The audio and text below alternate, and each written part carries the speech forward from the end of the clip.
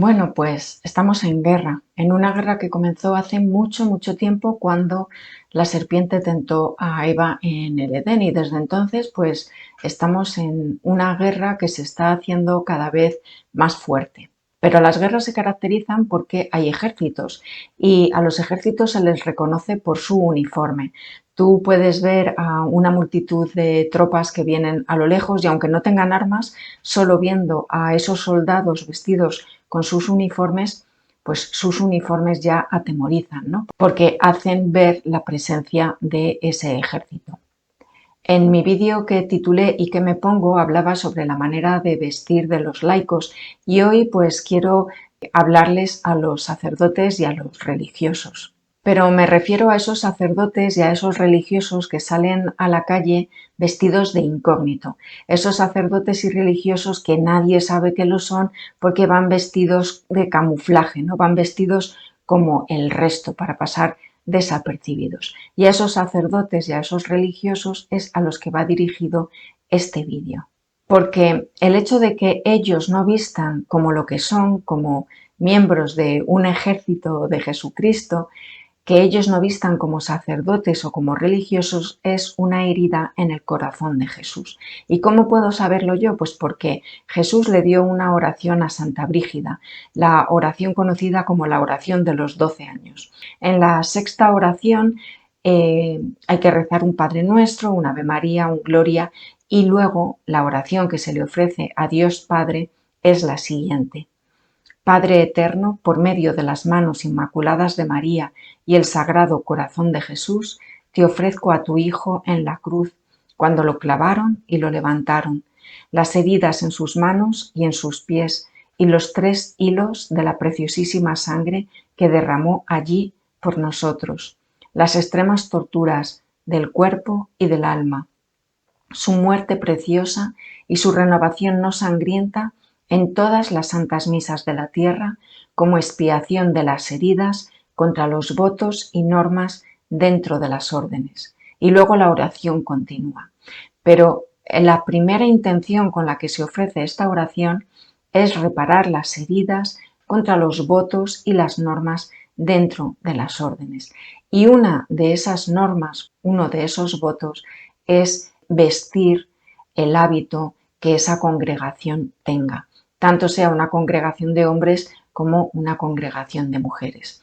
Y la verdad es que es prácticamente imposible ver a frailes vestidos de fraile por la calle y aún se ven todavía monjas vestidas de monja, pero cada vez son las menos. Es muy difícil reconocerlas.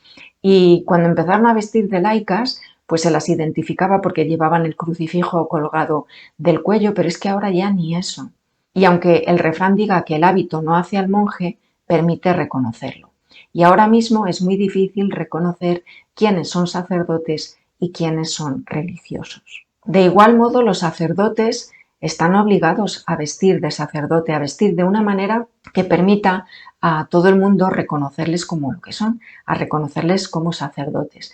¿Y dónde está la obligación de los sacerdotes de vestir como sacerdotes? Pues está en el Código de Derecho Canónico.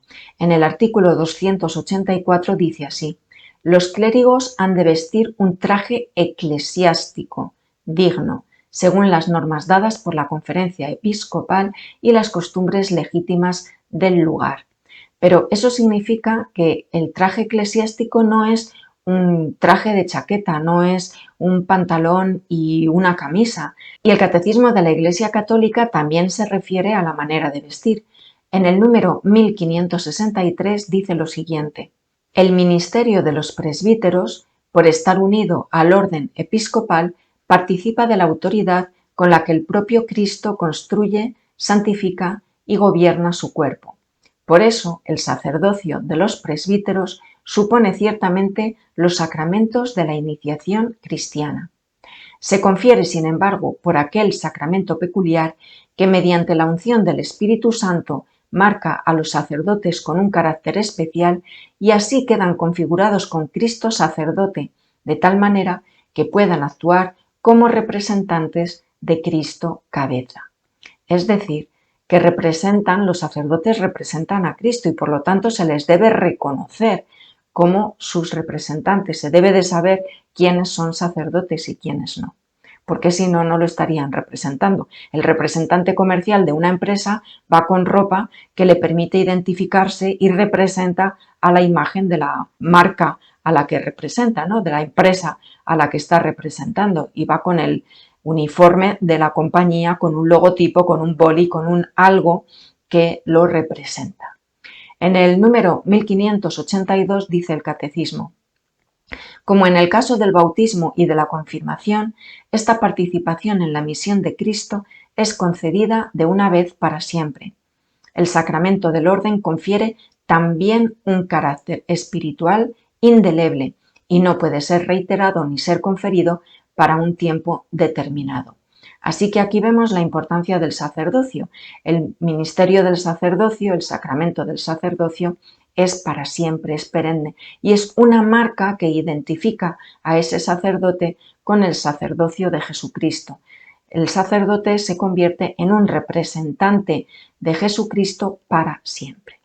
Y en el Directorio para el Ministerio y la Vida de los Presbíteros, publicado por la Congregación para el Clero, hay un punto que habla sobre la importancia y obligatoriedad del traje eclesiástico. En el número 61 dice así: en una sociedad secularizada y tendencialmente materialista, donde tienden a desaparecer incluso los signos externos de las realidades sagradas y sobrenaturales, se siente particularmente la necesidad de que el presbítero, hombre de Dios, dispensador de sus misterios, sea reconocible a los ojos de la comunidad, también por el vestido que lleva, como signo inequívoco de su dedicación y de la identidad de quien desempeña un ministerio público. Vamos, que igual que a un político se le reconoce por la cartera del ministerio que lleva, pues igual a un sacerdote se le debería reconocer por el ministerio que está ejerciendo. El presbítero debe ser reconocible, sobre todo por su comportamiento, pero también por un modo de vestir, que ponga de manifiesto, de modo inmediatamente perceptible por todo fiel, más aún por todo hombre, su identidad y su presencia a Dios y a la Iglesia. Es decir, que no solo tiene que ser reconocible para los católicos o para los cristianos, sino que tiene que ser reconocible para el mundo entero. Continúa así: el hábito talar es el signo exterior de una realidad interior. De hecho, el sacerdote ya no se pertenece a sí mismo, sino que por el carácter sacramental recibido es propiedad de Dios. Este ser de otro deben poder reconocerlo todos gracias a un testimonio límpido. En el modo de pensar, de hablar, de juzgar los hechos del mundo, de servir y de amar, de relacionarse con las personas, incluso en el hábito, el sacerdote debe sacar fuerza profética de su pertenencia sacramental, de su ser profundo. Y continúa: por esa razón, el sacerdote, como el diácono transeúnte, debe llevar o el hábito talar, o sea, la sotana, o un traje eclesiástico decoroso, según las normas establecidas por la Conferencia Episcopal y según las legítimas costumbres locales. El traje, cuando es distinto del talar, debe ser diverso de la manera de vestir de los laicos, o sea, que un sacerdote no debe de vestir pues como mi vecino el de enfrente, y conforme a la dignidad y sacralidad de su ministerio. La forma y el color deben ser establecidos por la Conferencia Episcopal, siempre en armonía con las disposiciones de derecho universal. Segundo, por su incoherencia con el espíritu de tal disciplina, las praxis contrarias no se pueden considerar legítimas costumbres y deben ser removidas por la autoridad competente. Exceptuando las situaciones del todo excepcionales, el no usar el traje eclesiástico por parte del clérigo puede manifestar un escaso sentido de la propia identidad de pastor, enteramente dedicado al servicio de la Iglesia. Además, el hábito talar, también en la forma, el color y la dignidad, es especialmente oportuno porque distingue claramente a los sacerdotes de los laicos y da a entender mejor el carácter sagrado de su ministerio, recordando al mismo presbítero que es siempre y en todo momento sacerdote, ordenado para servir, para enseñar, para guiar y para santificar las almas, principalmente mediante la celebración de los sacramentos y la predicación de la palabra de Dios. Vestir el hábito clerical sirve asimismo como salvaguardia de la pobreza y la castidad. Pues esto es lo que dice el Directorio para el Ministerio y la Vida de los Presbíteros, publicado por la Congregación para el Clero. Pero lo que ocurre ahora mismo es que son más los sacerdotes que visten como laicos que los sacerdotes que visten como sacerdotes. Yo tengo la experiencia de ir un día a misa y, bueno, pues suelo ir con tiempo y suelo ir un rato antes para poder estar con Jesús. Y, bueno, pues era la misa en una iglesia en la que yo solía frecuentar y en la que conocía al sacerdote que daba la misa. Este sacerdote pues era un hombre ya mayor. Entonces un día entra un chico joven, se arrodilla ante el sagrario, entra a la sacristía y yo pensé, mira, este es el sobrino del sacerdote, ¿no? Y al cabo de un buen rato, cuando ya es la hora de celebrar la misa, pues sale el sacerdote, vestido de sacerdote, que no era aquel hombre mayor al que yo conocía, no era ese sacerdote habitual. Y cuando me fijo, veo que aquel sacerdote que va a dar la misa era aquel chico que se había arrodillado ante el sagrario y que había entrado a saludar, yo creía que a su tío. ¿Por qué creía yo que era el sobrino del sacerdote y no se me pasó por la cabeza que pudiese ser sacerdote? Pues porque iba vestido con unos vaqueros, con unos playeros y con una camiseta negra que llevaba un dibujo, y cuando yo vi a aquel chico me recordó al batería de los Hombres G cuando eran jóvenes. Y yo pensé, mira qué chico más majo, el sobrino del sacerdote. Pero era él, el sacerdote. No había absolutamente nada en él que me dijese que él era el sacerdote. Y cuando terminó de celebrar la misa y se cambió las vestiduras y se fue con su ropa, pues salió de la iglesia como que fuese un chico que se fuese a ir de copas. Tenía la misma apariencia que la de un chaval que se fuese a quedar con sus amigos para irse a tomar unas cervezas o unas copas. Ese era el aspecto que tenía aquel sacerdote. Además, nos podemos encontrar con otro tipo de testimonios, como el que me encontré yo en una ocasión de un periodista que quiso hacer una prueba.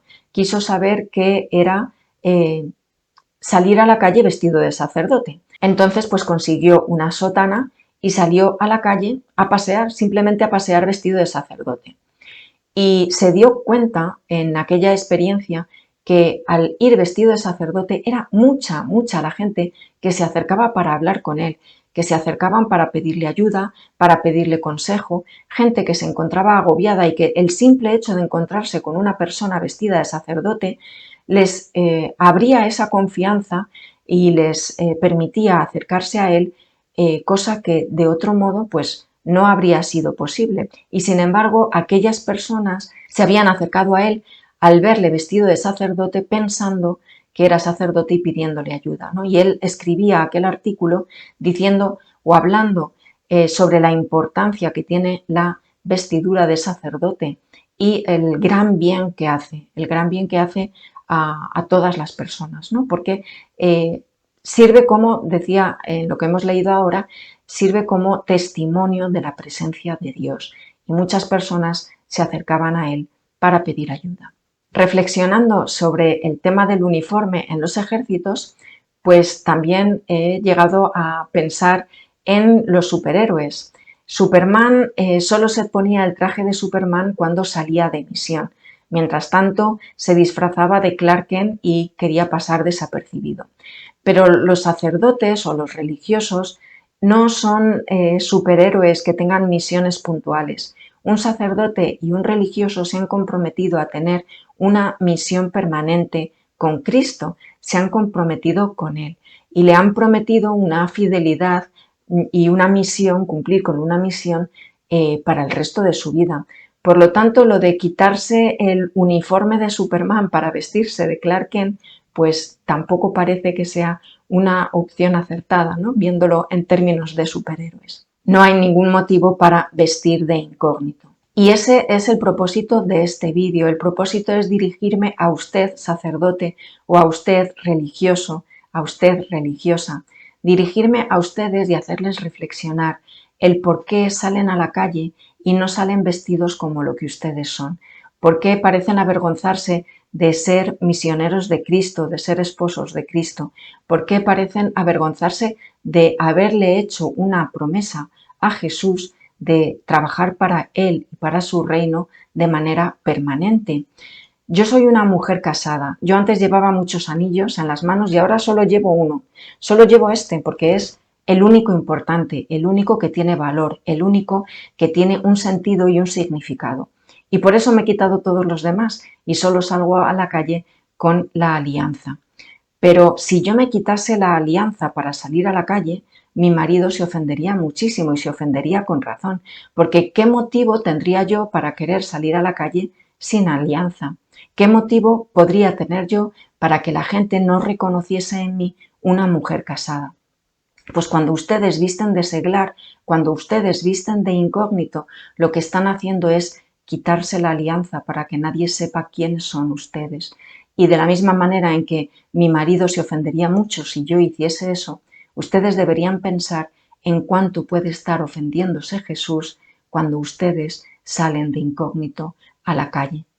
Pues nada, ánimo, ánimo, que el mundo sea capaz de ver la multitud de soldados que Cristo ha reclutado, la multitud de soldados que Dios ha enviado a la tierra para sacarnos de nuestros apuros.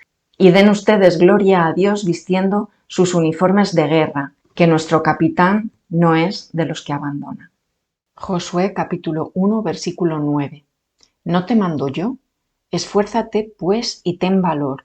Nada te asuste, nada temas, porque Yahvé, tu Dios, irá contigo a donde quiera que tú vayas.